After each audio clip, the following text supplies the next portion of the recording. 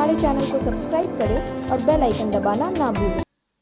बिहार विधानसभा आम निर्वाचन 3 नवंबर को दूसरे चरण की वोटिंग होगी। दरभंगा जिले में 78 कुशेश्वर स्थान, 79 गौरा बौराम, 80 बेनीपुर, 81 अलीनगर, 82 दरभंगा ग्रामीण, इन 5 विधानसभा क्षेत्रों के मतदाताओं के भाग्य का फैसला 3 नवंबर को ईवीएम में बंद हो जाएगा और इसके लिए वाहनों की तैयारी जो जब्ती है वो शुरू हो गई है और पेट्रोलिंग पार्टी भी तैयार है। हालांकि 2 नवंबर को मजिस्ट्रेट और पीठासीन पदाधिकारी की नियुक्ति होगी, लेकिन उससे पहले जो सामग्री है वे 1 तारीख को ही लेकर मतदान कर्मी विदा हो जाएंगे। Patrolling magistrate, sector magistrate, zonal magistrate ये 2 तारीख को जाएंगे। एक पेट्रोलिंग मजिस्ट्रेट के अंदर कई मतदान केंद्र संबद्धता होता है जहां उनको निगरानी करनी है और फिर मतदान समाप्ति के बाद ईवीएम लेकर उसे स्ट्रांग रूम में जमा करना है। मालूम रहे कि यहाँ 2 स्ट्रांग रूम बनाया गया है। 78 कुशेश्वर स्थान, 79 गौरा बौराम, 80 बेनीपुर, 81 अलीनगर, 82 दरभंगा ग्रामीण, 83 दरभंगा शहर, 84 हायाघाट, 85 बहादुरपुर, 86 केवटी, 87 जाले।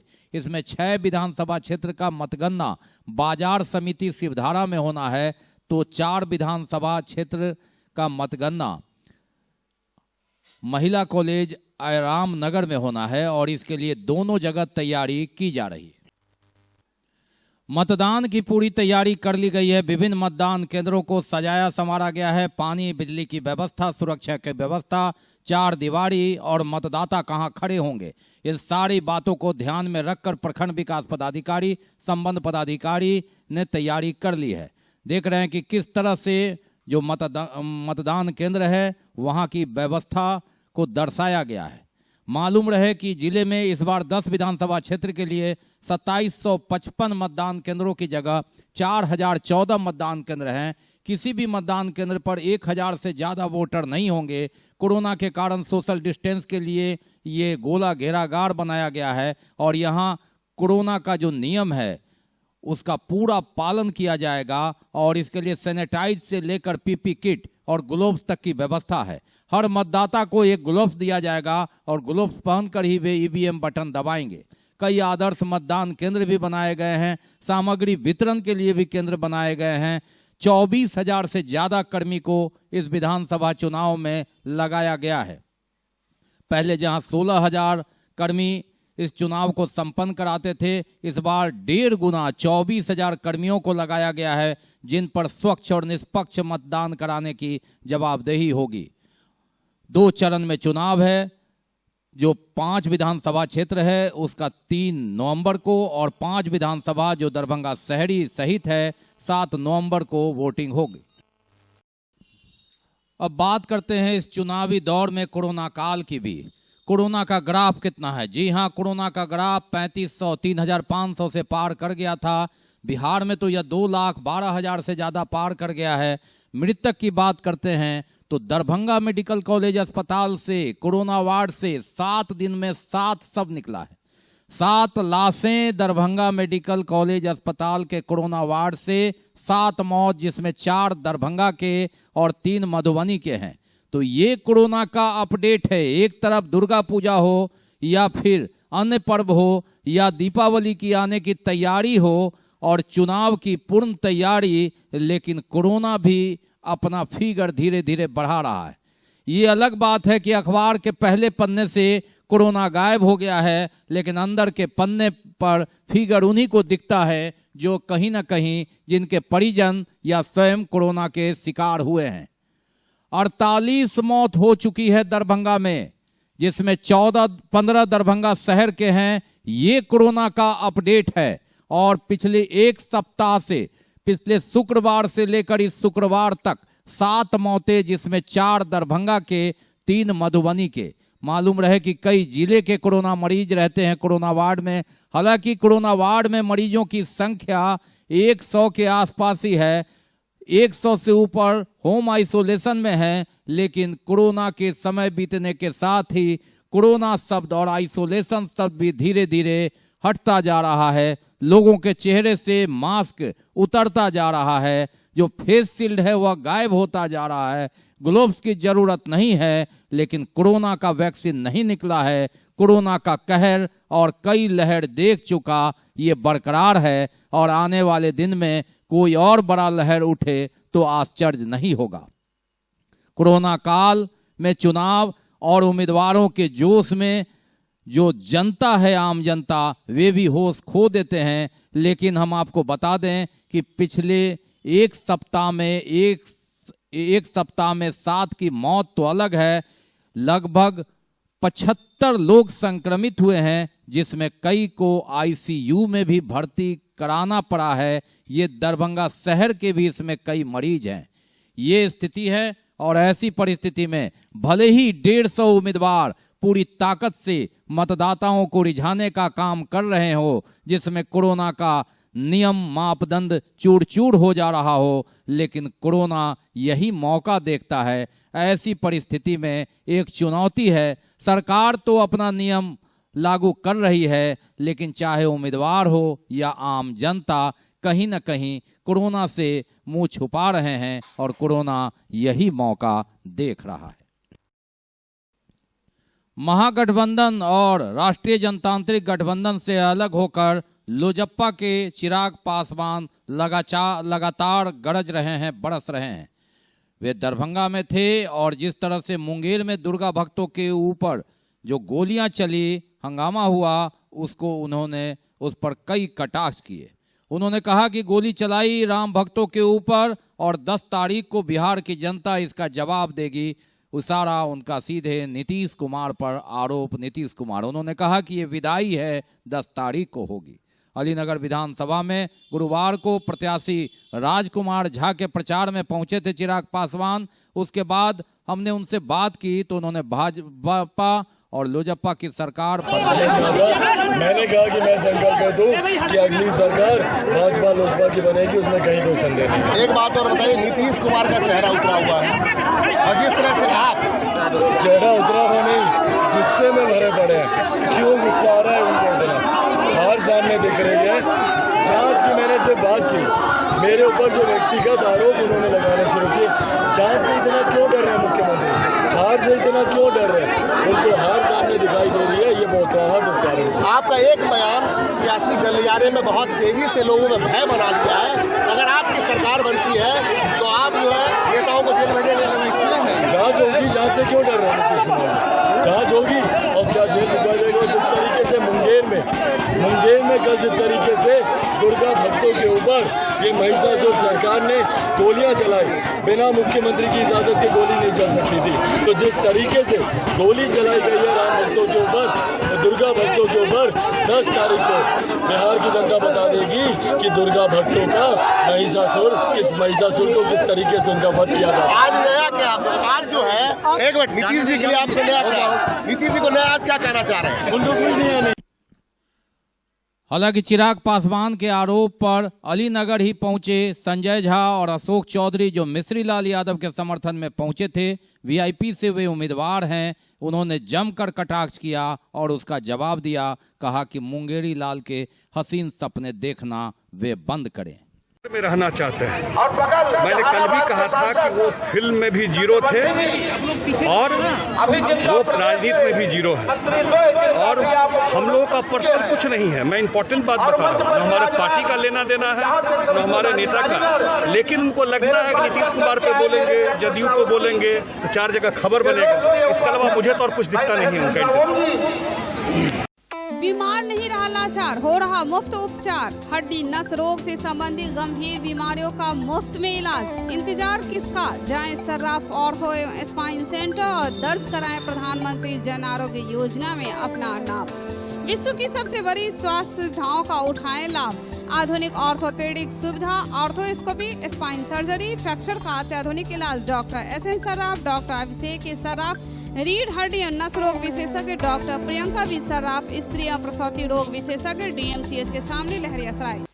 राजनीति का परवान धीरे धीरे चल रहा है। दरभंगा के बेनीपुर में अपने गठबंधन आरएलएसपी के उम्मीदवार राजीव कुशवाहा के लिए चुनाव सभा को संबोधित किया। AIMM के उसद्दीन ओवैसी ने।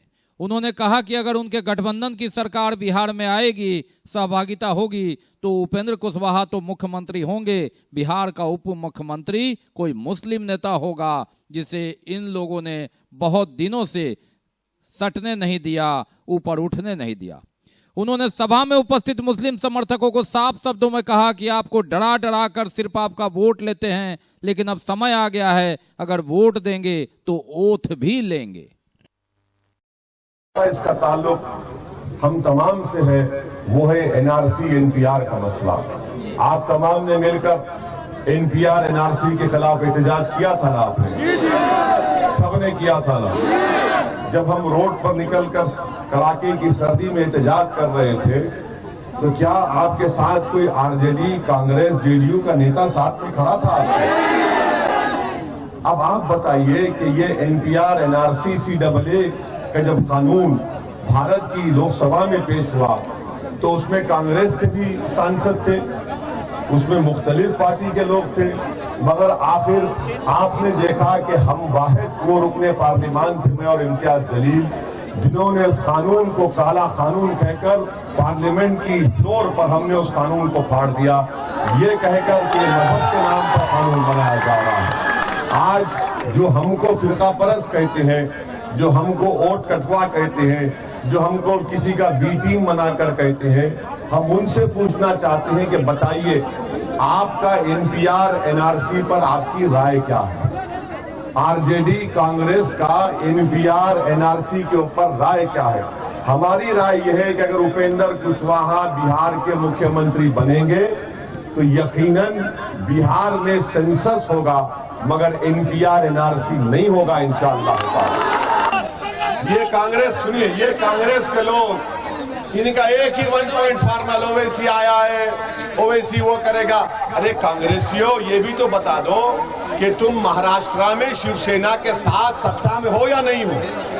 महाराष्ट्र में शिवसेना, उसका जिक्र श्री कृष्णा कमीशन की रिपोर्ट में आया कि बाबरी मस्जिद की शहादत के बाद शिवसेना के लोगों ने क्या किया था, बल्कि श्री कृष्णा रिपोर्ट में लिखा गया कि बाल ठाकरे ने एक जर्नल को अदा किया, और आज उसी शिवसेना के साथ कांग्रेस सत्ता में बैठी है और हम पर उंगली उठा रहे।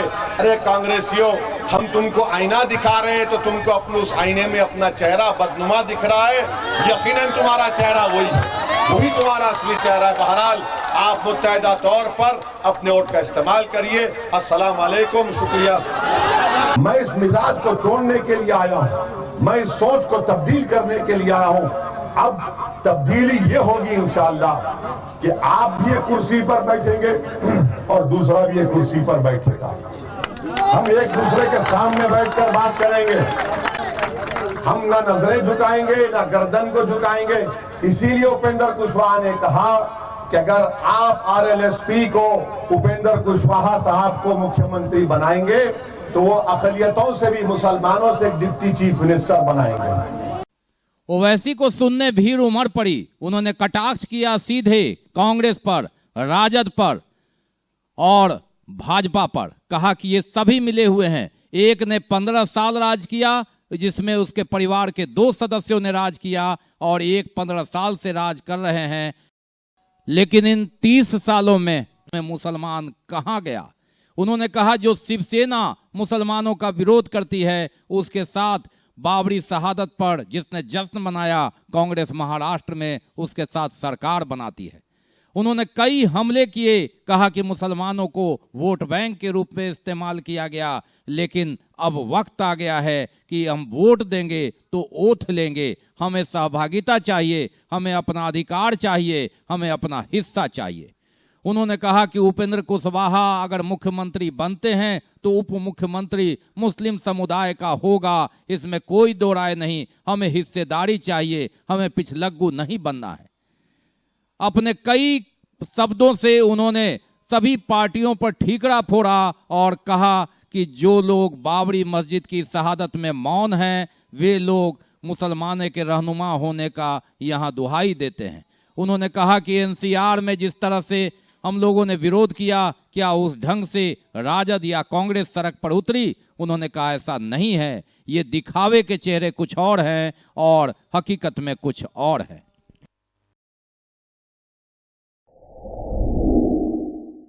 Global health care and diabetes research centre, जो बिहार में पहला अंतर्राष्ट्रीय तकनीक एवं आधुनिक सुविधाओं से लैस सुपर स्पेशलिटी डायबिटीज केंद्र है, जहां एक छत के नीचे डायबिटीज से संबंधित सारी सुविधाएं मौजूद हैं, जैसे कि diabetes heart care, diabetes eye care, diabetes neuro care, diabetes foot care, diabetes pharmacy और डायबिटीज प्रयोगशाला। पता जीसस एंड मैरी स्कूल के पास, रहमगंज, दरभंगा।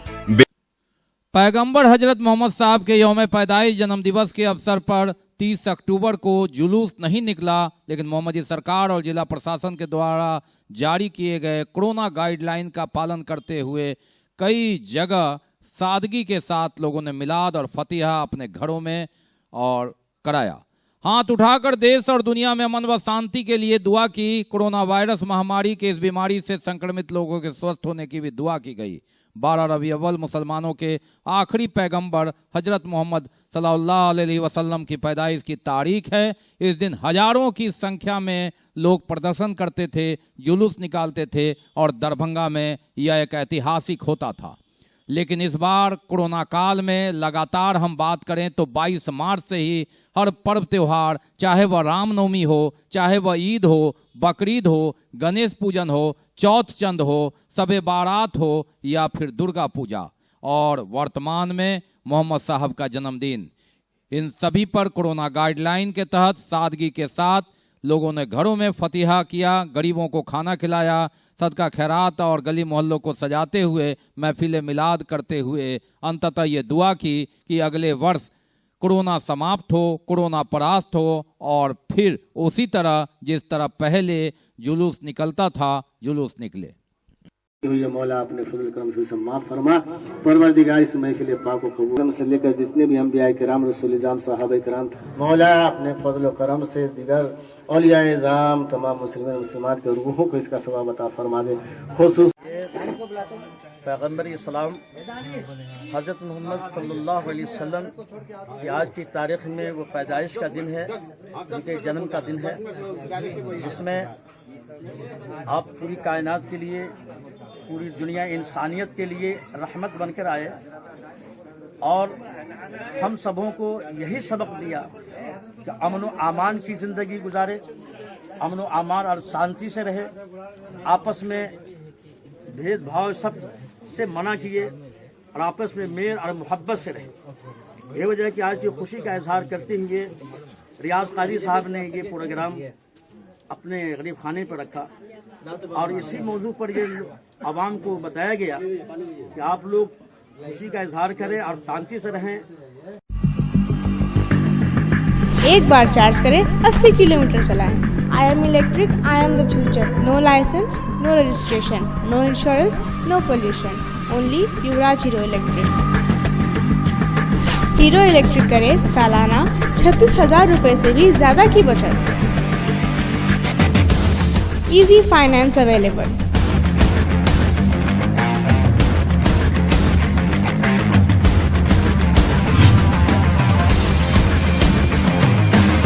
हीरो इलेक्ट्रिक की ई-बाइक 37,000 से लेकर के 96,000 तक नई नई मॉडल उपलब्ध है। एक बार अवश्य पधारें।